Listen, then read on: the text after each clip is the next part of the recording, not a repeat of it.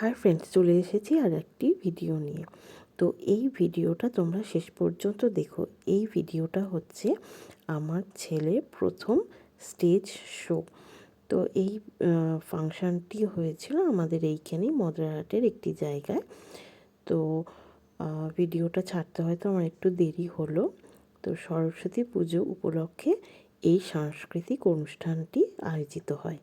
তো যাই হোক, ভালো হোক খারাপ হোক, আমার ছেলের ফার্স্ট স্টেজ শো বলে কথা।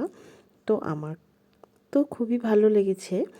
তো এই জন্য আমি তোমাদের সাথে শেয়ার করলাম। আর ওখানে যারা যারা প্রোগ্রাম করেছে তারা সত্যি খুবই ট্যালেন্টেড।